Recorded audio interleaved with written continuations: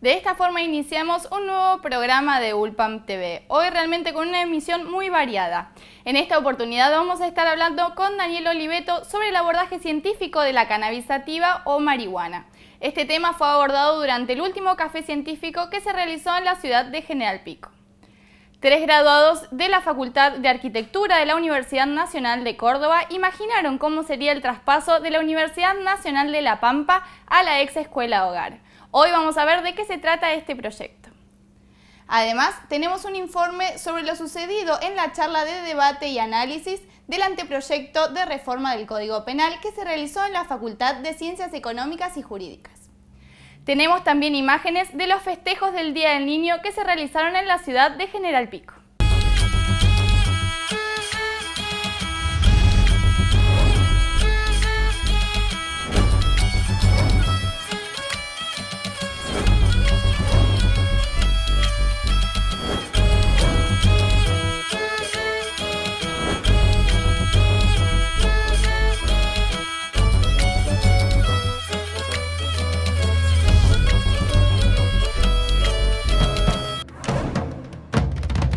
Semanas atrás se realizó en la ciudad de General Pico el café científico Usos medicinales de las plantas pampeanas. Y en este marco, Daniel Oliveto presentó su ponencia acerca del abordaje científico de la cannabis sativa o marihuana. Hoy ha venido a Ulpam TV a contarnos un poco sobre este tema. Gracias por estar con nosotros hoy. Bueno, gracias a ustedes. Contanos qué tiene la medicina o la ciencia para decir de la marihuana o de la cannabis. Bien, en realidad un poco lo del café científico surge precisamente al estar viendo que la información que circulaba acerca de esta planta en general estaba tenida de prejuicios y de un montón de conceptos erróneos, ¿no? que circulan alrededor de esto. Entonces, ya hacía bastante tiempo que venía estudiando de forma individual, digamos, ¿no? Así como un autodidacta, por así decirlo. Ya el hecho de tener como formación de base la carrera de biología hizo que pudiera ir descubriendo ciertas cosas que era como que empecé a ver la biología en acción, ¿no? Ahí, toda la teoría, todo lo que uno más o menos sabía de los libros lo empezaba a ver en acción. Y eso me pareció interesante por ahí ir a desmitificar precisamente un montón de aspectos que tenían que ver con esta planta. Entonces, bueno, en este marco del uso de plantas, ¿no? Que es muy interesante los descubrimientos, ¿no? que uno hace en esta interacción con otra gente. Ahí en ese marco pudimos hablar de lo que es esta planta, la cannabis sativa, y el marco me parece que era el más adecuado también desde la universidad. Como para que esto no esté tenido de prejuicios que tienen que ver con lo religioso, una moralina o cosas así, sino hacer un estudio en serio, un estudio científico que tenga que ver con el abordaje de la realidad según en los métodos, ¿no? en los que estamos formados, por lo menos la gente de ciencia. Entonces, ¿qué se puede decir de los usos medicinales de la Bien, cannabis? Respecto a lo que es el uso medicinal en sí, hay que diferenciar, ¿no? que esta planta a lo largo de la historia se fue, de la mano del hombre, se fue diversificando en distintas zonas del planeta y adquiriendo características particulares, digamos, el ambiente ha esculpido ciertas características y también dentro de esas diferencias que hay entre las distintas plantas del planeta podemos encontrar diferencias en los efectos. Por lo tanto, una planta de marihuana, ¿no? o dos mejor dicho, una puede ser utilizada para dormir, para conciliar el sueño, para relajar, para sacar el dolor, y otra para despertarse, precisamente te puede evitar dormir durante 6 horas, puede llegar a producir alteraciones del espacio y del tiempo. Entonces, en función de cada una es lo que se manejan los distintos síntomas, distintos tipos de patologías. En general, por ahí que cure algo específicamente, no te lo podría garantizar a ciencia cierta. Sí que hay evidencia de un montón de propiedades que tienen, sobre todo del uso como paliativo, ¿no? En enfermos, tanto pacientes con cáncer, con HIV, estos síndromes de adelgazamiento, ¿no? Para estimular, se lo da precisamente para estimular el apetito. Lo que es el control de dolor tiene efectos similares, ¿no? a lo que son los opiáceos, la morfina, pero no tiene los efectos secundarios asociados. Se pueden hacer preparaciones, esto aclararlo también, digamos, no es que la marihuana se fume solamente, esta planta, sino que se pueden preparar cremas, se pueden preparar aceites, se pueden preparar con mantecas, digamos, y con todo eso cocinar, se la puede incorporar, digamos, por la vía digestiva y reducir algunos de los daños que produciría el tema del consumo fumándola. Está indicada para un montón de enfermedades neurodegenerativas que van desde el mal de Alzheimer, el mal de Parkinson, digamos, y sobre todo lo que tenga que ver con temblores, con asociación entre la placa neuromuscular, es decir, en donde la neurona o el nervio conecta con el músculo, trabaja ahí relajándolo, entonces por eso se asocia a las sensaciones de relajación, bienestar y demás. Y por otro lado, el tema del perfil toxicológico, es decir, la cantidad de cannabis que uno tiene que consumir para matarse, es decir, está muy lejos de la dosis que uno en la práctica pueda llegar a lograr. Es decir, está establecido más o menos, como para, demos una comparación con el alcohol, si vos con un vaso de vino te logras algún efecto, digamos, con 20 probablemente entres en un coma hepático y sea la dosis letal. Claro. En el caso del cannabis, si es un porro el que va, es decir, el armado del cigarro, digamos, ¿no?, el que produce un determinado efecto, entonces la dosis letal es de 20.000, ¿sí? Por lo tanto, es decir, fumar 20.000 porros es prácticamente imposible.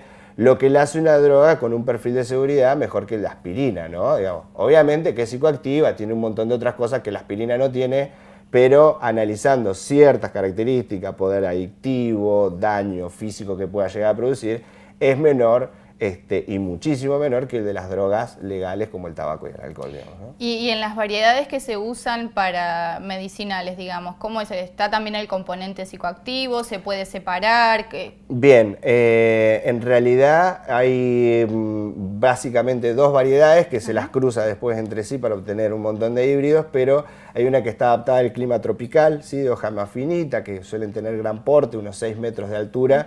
La inflorescencia, la flor es más pequeña, suele tener ese proceso para armar la flor, tarda unos 3 meses más o menos, suele ser lo que viene derivado acá del Paraguay, de esas zonas, digamos, ¿no?, tropicales, pero también que hay en Tailandia, en las islas de Hawái, bueno, en todas las, en México, en Colombia, en Brasil, todas las zonas tropicales presentan este tipo de planta que presenta efectos más psicoactivos, más potentes, por ahí para tratar depresión, por ejemplo.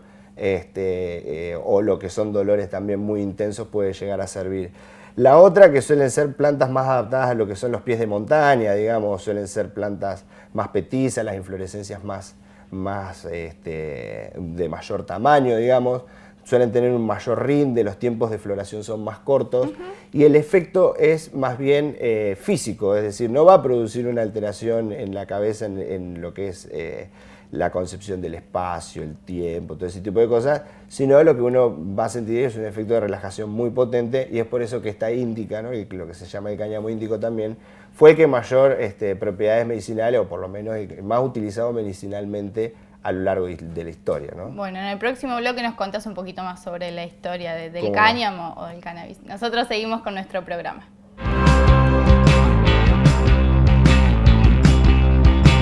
Con el objetivo de fomentar el debate público, se realizó en la Facultad de Ciencias Económicas y Jurídicas una charla de debate y análisis del anteproyecto de reforma del Código Penal. El responsable de esta actividad fue Roberto Carles, coordinador de la Comisión para la elaboración de ley de reforma del Código Penal. ULPAM TV habló con él y esto fue lo que nos dijo.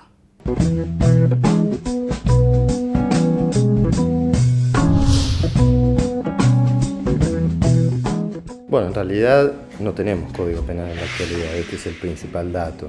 Es decir, un código no es solamente un rejunte de leyes de la misma materia.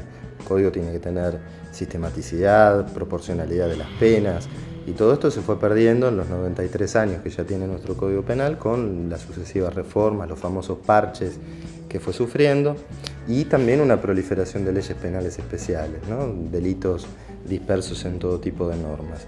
Este fue el principal motivo por el cual es necesaria la reforma. Luego, por supuesto, también es necesario aclarar muchos puntos oscuros, cuestiones sobre las que existe gran divergencia, y también actualizar el texto, ¿no? Estamos hablando de un código de 93 años basado en un texto de 1891. Nosotros contabilizamos alrededor de 900 reformas. ¿Sí? No son 900 leyes, sino que son en distintas leyes indicadas 900 reformas al texto. Nosotros en realidad hicimos 2 rondas de consultas durante la elaboración del anteproyecto, a especialistas, a ONG, a asociaciones profesionales y de todo tipo. Y también hubo un canal abierto a través del Ministerio de Justicia por el que cualquier ciudadano interesado podía hacer llegar propuestas. Llegaron aproximadamente 500.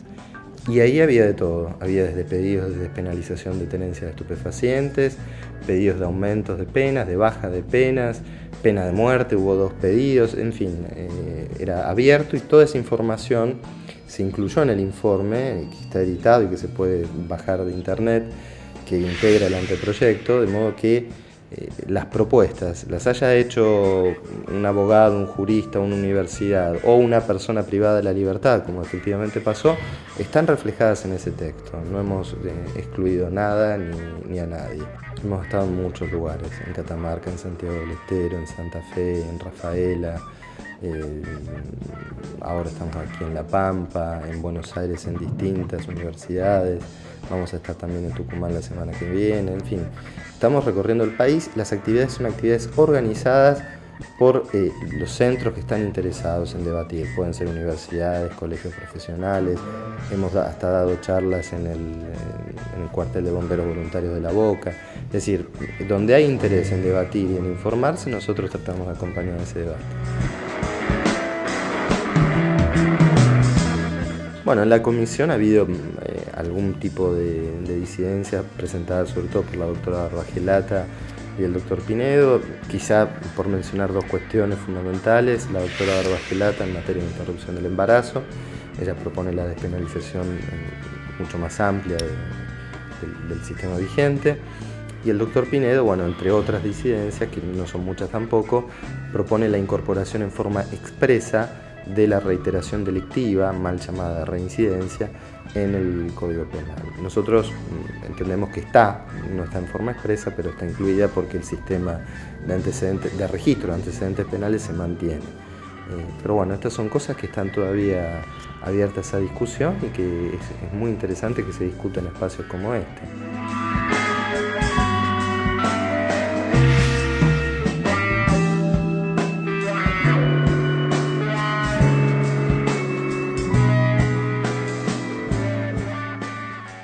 La comisión conformada de la Facultad de Ciencias Económicas y Jurídicas recibió 4 propuestas para la reforma del Código Penal. Todas estas fueron remitidas para su análisis a la Comisión para la elaboración del proyecto de ley de reforma del Código Penal.